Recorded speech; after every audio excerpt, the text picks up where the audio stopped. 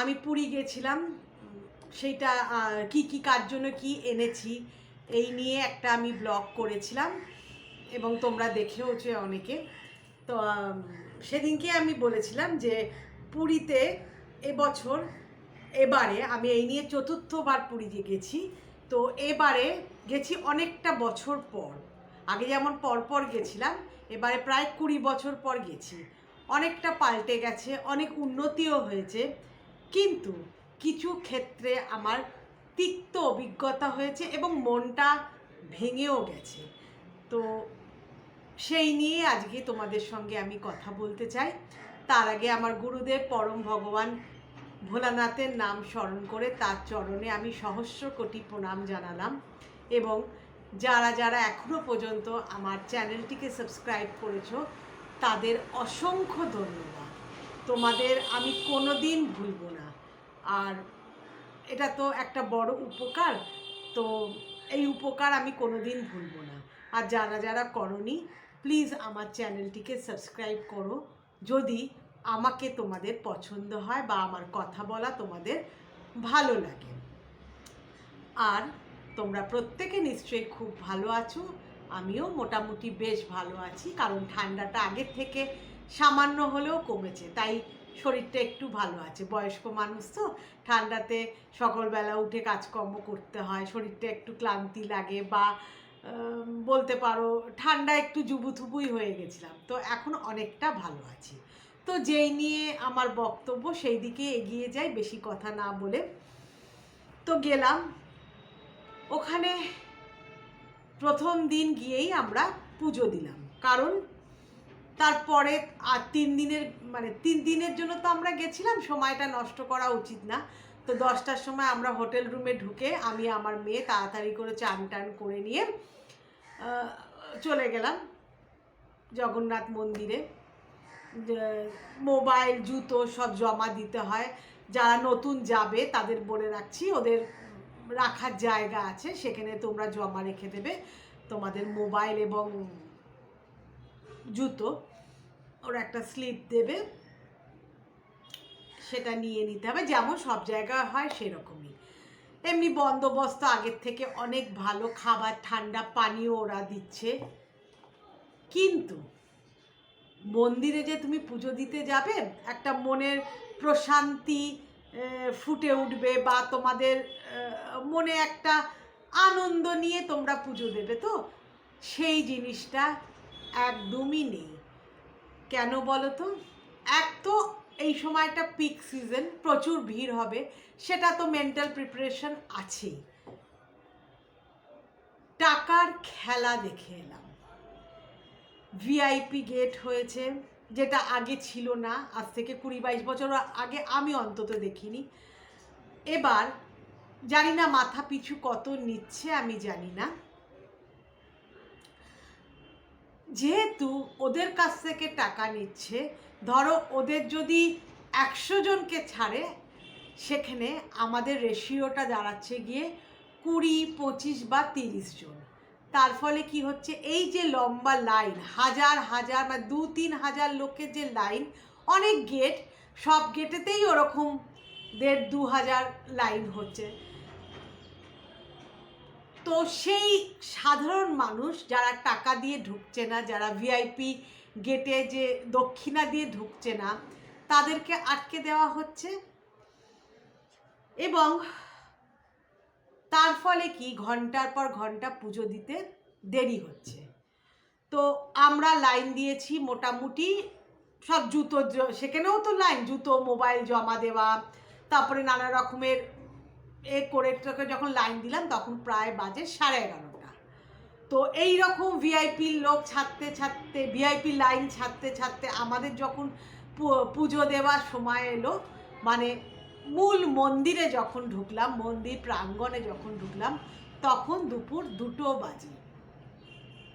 সেখানেও অরাজকতা, মারপিট, ধস্তাধস্তি, এবং একাধিক পান্ডা তাদের গলায় 3-4টে করে সোনার চেন, সেই যে কটকি সম্বলপুরি শাড়ি যে হয় না, সেরকমই ধুতি, পাঞ্জাব ধুতি, গায়ে তোমার একটা উত্তরীয় দেওয়া, তাদের কি রোয়াব, মানে তারা ধরাকে সরাজ্ঞান করছে বলতে পারো। মানে তারা মানে জগন্নাথ মানে প্রভু কোনো ব্যাপার না, তাদের দয়াতেই আমরা পুজো দিতে পারবো, একটা এইরকম অ্যাটিটিউড ওদের। তো ওই বেতের যে বাক্সর মধ্যে যে প্রসাদটা হবে সেই সামগ্রীগুলো কিনে নিয়ে আমরা লাইনে দাঁড়ালাম। আমার মেয়ে বারবার বলতে লাগলো যে একটা পান্ডা নাও না, একটা পান্ডা নাও না। তো সাধারণ পান্ডারা তো সমানে কানের কাছে বলে যাচ্ছে, কেউ বলছে পার হেড 3000 টাকা। লাস্টে একজন বলল যে আপনারা দুজন 2000 টাকা লাগবে, পার হেড 1000 টাকা করে। তো আমি বললাম দেখ আজকে সারাটা দিন তো আমি এই জগন্নাথ প্রভুর জন্য রেখেছি, দাঁড়াই না কিছুক্ষণ, 2-3 ঘন্টা দাঁড়াই না, দেখি না কত দূর কী করতে পারি। আমার পুজো আমিই দেব, এটা আমার বাবাও বলতো, মানে আমার বাপি বলতো, তুমি তোমার মনের কথা নিজে জানাবে, নিজেই তোমার যেটা ডালি সাজিয়ে নিয়ে গেছো, যার উদ্দেশ্যে পুজো দিতে গেছো তার সামনে ধরবে, তোমার মনের বাসনা জানাবে বা যা যা বলার তোমার জানাবে, দেখবে ওটা ওনার দৃষ্টিতে প্রসাদ হয়ে যাবে, তোমাকে কোনো ঠাকুর মশাই বা পান্ডা ধরতে হবে না। তো সেটা আমি আমার মেয়েকে বললাম দাঁড়া, একটু দাঁড়া, কি এমন দেরি হবে, 11:30 দাঁড়িয়েছি, বড় জোর বিকেল হবে, দাঁড়া। তো যখন আসল মন্দির মা গর্ভগৃহে ঢুকলাম, এই সব স্ট্রাগল পেরোতে পেরোতে ঢুকলাম, তখন রীতিমতো মারপিট, মানে আমার এই দিকের গালে, মানে ডান দিকের গালে আর কানের তলাটা বেশ লেগেছিল। তো আমি গর্ভগৃহে ঢোকার পর বারবার জগন্নাথ দেবকে বা জগন্নাথ প্রভুকে বলতে লাগলাম, অনেক কষ্ট করে মেয়েকে নিয়ে এসছি তোমার দর্শন করতে, তোমাকে পুজো দেওয়ার জন্য, তো এইরকম অরাজকতা, তুমি কি এরকম চুপ করে থাকবে? এটা বলার 1 সেকেন্ডও গেল না, আমার চোখ দিয়ে জল বেরিয়ে এসেছিলো। আমার মেয়েও মানে সে ধস্তাধস্তি করে দুটো মানে ও একদিকে চলে যাচ্ছে, আমি একদিকে চলে যাচ্ছি। তো আমি ওকে বারবার বললাম তুই বেরিয়ে, কিন্তু গেট থেকে বেরিয়েই দাঁড়াবি, আমি মানে ফোন তো নেই, তোকে দেখতে পারবো তাহলে, মানে এই গর্ভগৃহের গেট থেকেই তুই সামনে দাঁড়াবি। তো ওই করতে করতে হঠাৎ দেখি, মানে আমার চোখ দিয়ে তখন জল বেরিয়ে গেছে, এত কষ্ট, আমার তো কষ্ট হচ্ছেই, মেয়েটারও কষ্ট হচ্ছে। একবার মনে হচ্ছে পান্ডা ধরলেই হতো, কারণ যারা পান্ডা ধরেছে তারা মানে ওই পার হেড 3000, 4000, 2000 কত নিচ্ছে জানি না বাবা, শুনলাম তাদের সব মানে নিয়ে গিয়ে একটা পাশে পুজো করিয়ে সামনে তাদের ঠেলে ঠুলে দর্শন করিয়ে দিচ্ছে। তো একবার আমি ভাবলাম বাবা মেয়ের কথা শুনে পান্ডা ধরলেই হতো, মানে হয় না এরকম, অত সাধারণ মানুষ তো হয়।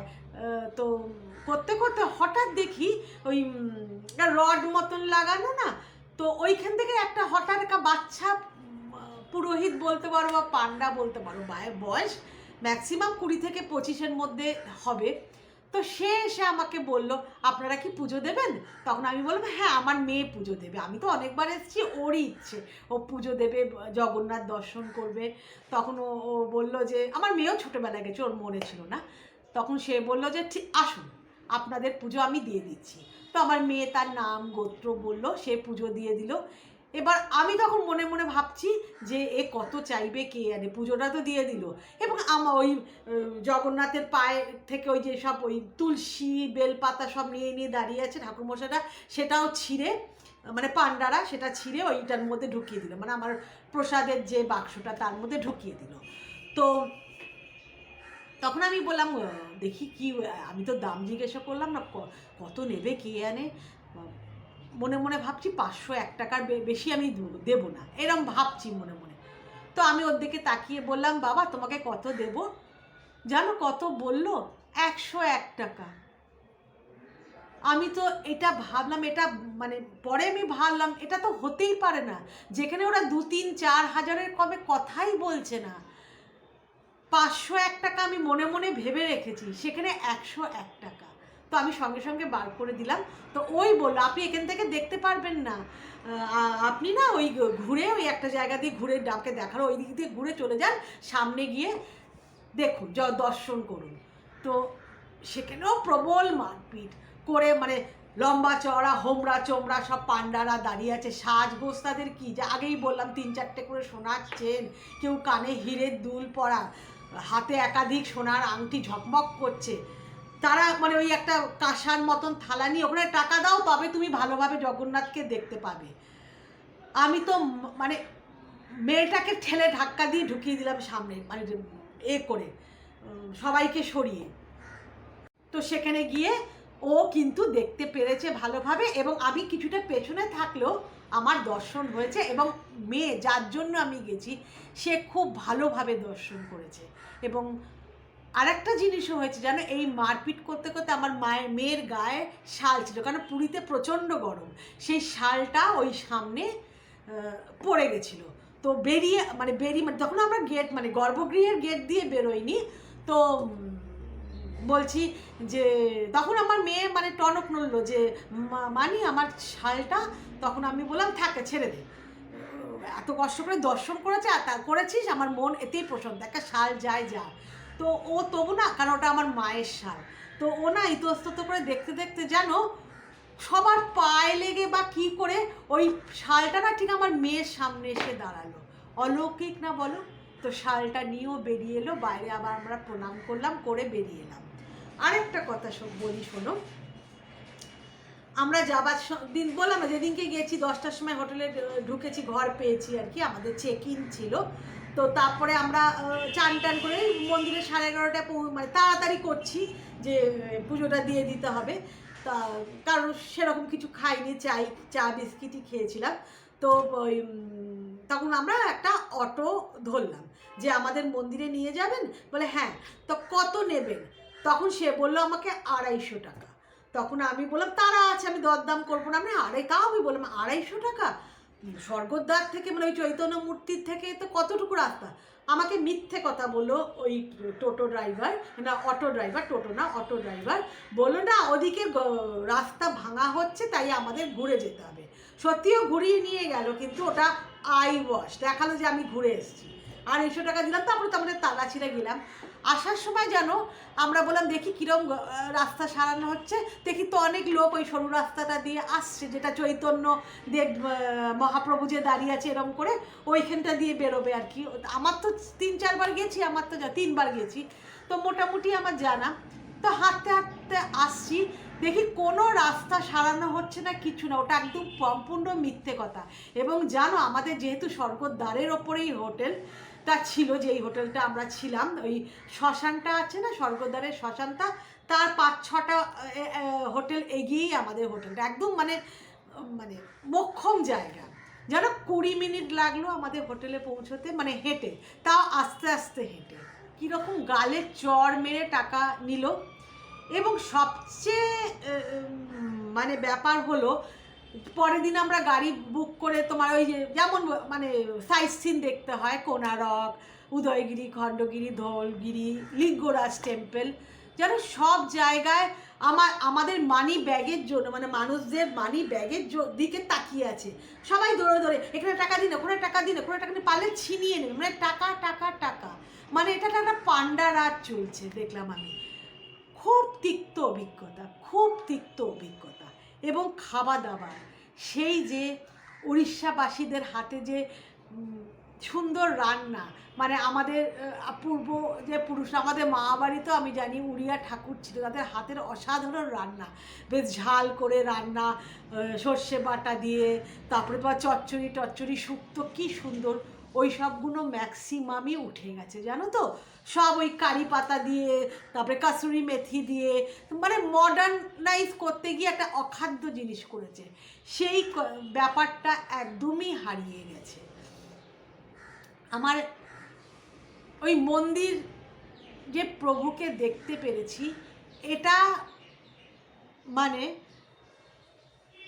স্বর্গের মানে যাওয়ার যে আনন্দ, সে আনন্দের মতন।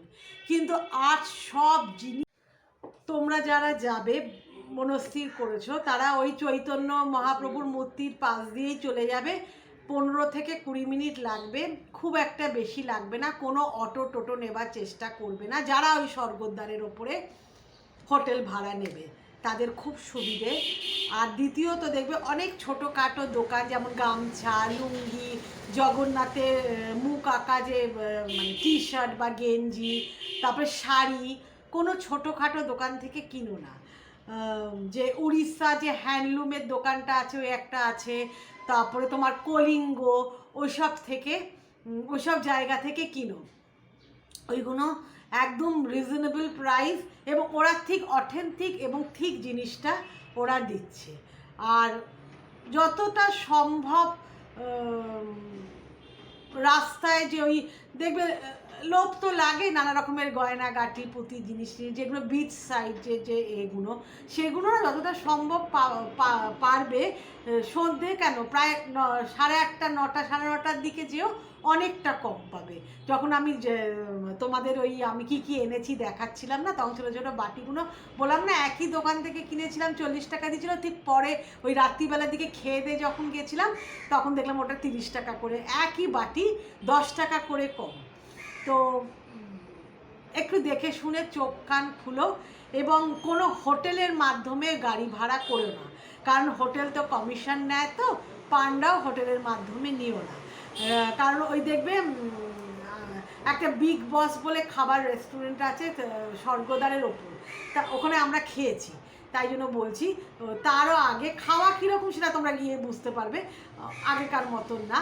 তো তার আগে না কতগুলো ওই ট্রাভেলিং যে মানে সাইট সিন দেখাবে, ওই ট্যুরস অ্যান্ড ট্রাভেলসের যে দোকান আছে ওখান থেকে দেখো, নিজেরা গিয়ে বুক করো, কারোর মাধ্যমে না, হোটেল ম্যানেজারের মাধ্যমে না। ওরা দেখবে 4,000 5,000 বলবে, কারণ ওদের কমিশনটা ওরা নেবে। এটাতে তুমি দেখবে 3,000 থেকে 3500-এর মধ্যে তোমার ইজিলি হয়ে যাবে। এগুলো আমি তোমাদের সতর্ক করে দিচ্ছি। এবং পান্ডা না ধরাই ভালো।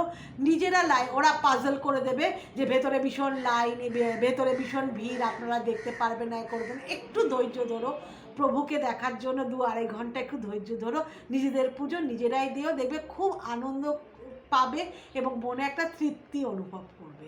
তো এই ছিল আজকে আমার বক্তব্য।